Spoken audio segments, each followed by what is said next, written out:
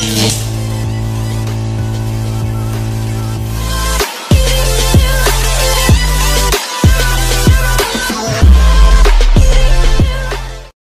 আলাইকুম। আজকে দেখাবো কুইক সিলেকশন টুল এবং ম্যাজিক ওয়ান টুল। তো সেই জন্য আমি প্রথমে একটি ইমেজ ওপেন করব। এজন্য যাচ্ছি আমি ফাইল মেনুতে, দেন ওপেন, এবং একটি ইমেজ ওপেন করছি। তো প্রথমে আমি যাব টুলবারে। টুলবার থেকে আমরা দেখতে পাচ্ছি এখানে রয়েছে কুইক সিলেকশন টুল এবং ম্যাজিক ওয়ান টুল। তো কুইক সিলেকশন টুলের কি কাজ আমরা এটা একটু দেখব। তো পাশে আমরা দেখতে পাচ্ছি W লেখা, এটা হচ্ছে W হচ্ছে শর্টকাট। আমরা চাইলে যে কোনো টুলে থেকে যদি আমরা কিবোর্ড থেকে W প্রেস করি তাহলে আমরা কুইক সিলেকশন টুলে চলে আসব, এবং সেটি যদি আমার এটা সিলেক্ট থাকে তাহলে এটাই প্রথম এখানে শো করবে।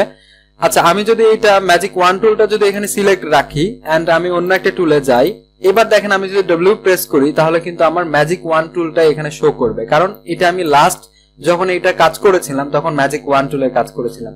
এইভাবে আসলে একটি টুলের মধ্যে যখন দুইটি টুল থাকে তখন এইভাবে আসলে কাজ করে, ডাবলটা শর্টকাটটা কাজ করে। যাই হোক, আমি কাজ করব এখন হচ্ছে কুইক সিলেকশন টুল নিয়ে। কুইক সিলেকশন টুল যখন আমরা সিলেক্ট করছি তখন আমরা দেখতে পারবো যে এটি আসলে কাজ হচ্ছে সিলেকশন করা। তো সিলেকশনটা আসলে কিভাবে হয়ে থাকে দেখেন, আমি জাস্ট এখানে ড্র্যাগ করব, একটি কালার বেস করে এটা আসলে হবে। এটি আসলে পিক্সেল ওয়াইজ আপনাকে সিলেক্ট করবে। দেখেন আমি এখানে ড্র্যাগ করছি, তো আমাকে এখানে পিক্সেল ওয়াইজ নিচে যে কালারটা রয়েছে রেড কালারের মতো, তো এই কালারটার সাথে আসলে এটা সেট হয়ে যাচ্ছে। ওকে, আমি জাস্ট শুধুমাত্র মাউস চেপে রেখেছি এবং এখানে ড্র্যাগ করছি, তো আমার এটুকু দেখেন সিলেকশন হয়ে গিয়েছে। আমি চাইলে কিন্তু এটা কিন্তু একটা কালার ব্যালেন্স দিয়ে কিন্তু এটা কালার একটা চেঞ্জ করতে পারি। যেমন আমি জাস্ট এখানে যদি আপনাদেরকে দেখাই কালার ব্যালেন্স সম্পর্কে নেক্সট টিউটোরিয়ালে এটা আলোচনা করা হবে, তারপরে আমি এই টিউটোরিয়াল দেখাই যে এরকম করে সিলেকশন তৈরি করে আপনি কি ধরনের কাজ করতে পারেন।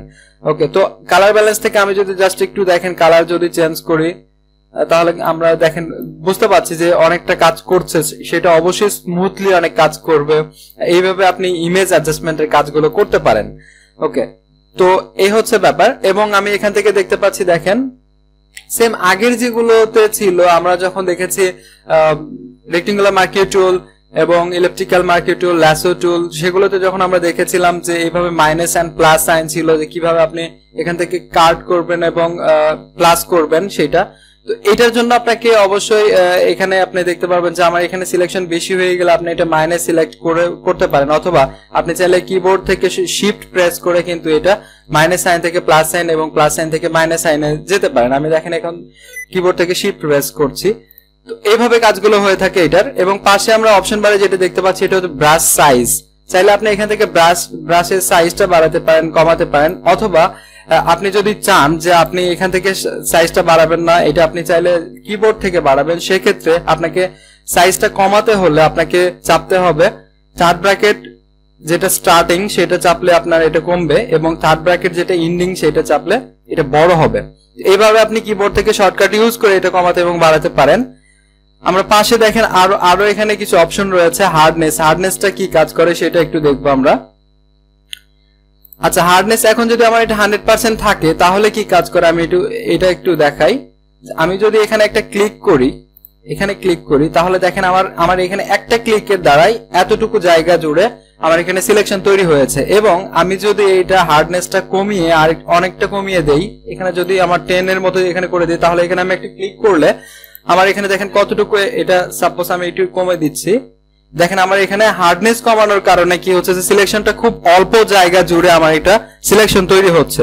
তো এটা হচ্ছে আপনার হার্ডনেস কমানো এবং বাড়ানোর দ্বারা এটা কাজ হচ্ছে। তো মোটামুটি এই ধরনের কাজ এখানে হয়ে থাকে, কাজ করতে পারবেন আপনি। নিচে যেটা রয়েছে ম্যাজিক ওয়ান টুল। ম্যাজিক ওয়ান টুল দিয়ে কি ধরনের কাজ হয় দেখেন, আগের যেগুলো আমরা টুল দেখিয়েছিলাম ল্যাসো টুল এবং ইলেকট্রিক্যাল মার্কিং টুল, রেক্টেঙ্গুলার মার্কিং টুল, সেগুলো প্রায় সেম ভাবে আমরা অপশন বারে দেখতে পাচ্ছি যে ওইভাবে আপনি নিউ সিলেকশন তৈরি করতে পারেন, সিলেকশন অ্যাড করতে পারেন, সিলেকশন সাবট্রাক্ট করতে পারেন এবং সিলেকশন ইন্টারসেক্ট করতে পারেন। ওকে, এবং আগের টুল আপনি অবশ্যই আগের যে টিউটোরিয়াল গুলো যারা দেখেননি অবশ্যই দেখে নেবেন, তাহলে এগুলো সম্পর্কে আমি আলোচনা করেছি, বুঝতে পারবেন। পাশে যেটা আমরা দেখতে পাচ্ছি যে স্যাম্পল সাইজটা হচ্ছে যে এখানে বাই ডিফল্ট অবস্থায় ফটোশপে কিছু সাইজ দেওয়া রয়েছে যে আপনি কতটুকু সাইজ নিয়ে আসলে আপনার এটা সিলেকশন তৈরি হবে, সেরকম কিছু বাই ডিফল্ট সাইজ রয়েছে। যেমন আমি যদি একটা সিলেক্ট করি, এখানে এটা যদি সিলেক্ট করি তাহলে দেখেন আমি জাস্ট এখানে একটা প্রেস করব, দেখেন আমার ম্যাজিক ওয়ান টুলের মাধ্যমে কি হচ্ছে, একটি টুল আমি একটি যখন এখানে ক্লিক করব তখন এই পিক্সেল ওয়াইজ আমি যেখানে ক্লিক করব সেখানের পিছনের ব্যাকগ্রাউন্ডের কালার যেটা থাকবে সেটার কালার ওয়াইজ আপনাকে ধরবে যে কতটা কালার জুড়ে আসলে এটা অ্যাডজাস্ট করে নিবে আপনাকে। তো এইভাবে কিছু বাই ডিফল্ট স্যাম্পল সাইজ দেওয়া রয়েছে এখানে।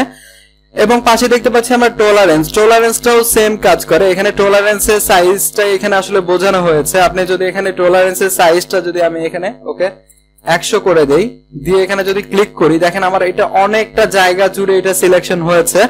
এবং আমি এটা যদি কন্ট্রোল ডি প্রেস করে ডিসিলেক্ট করে এটা যদি আমি 25 করে দিয়ে টলারেন্সটা করে দিয়ে আবার এখানে ক্লিক করি, তাহলে দেখতে পাচ্ছেন অনেকটা জায়গা, কম জায়গা জুড়ে এটা আসলে হয়েছে। তো এটা হচ্ছে ব্যাপার, আপনি কতটা কালার নিয়ে এখানে কাজ করছেন সেটার উপর আসলে টলারেন্সটা আপনি এখানে সেট করে দিবেন। এটা টোটালি আপনি যখন এটা নিয়ে স্টাডি করবেন তখন অবশ্যই বুঝতে পারবেন যে আসলে ম্যাজিক ওয়ান টুলের মাধ্যমে টলারেন্সটা আপনি কিভাবে এখানে কন্ট্রোল করবেন। তো এই মোটামুটি হচ্ছে magic wand tool and quick selection টুলের কাজ। For more updates, subscribe to our channel, click the show links and enjoy watching the videos.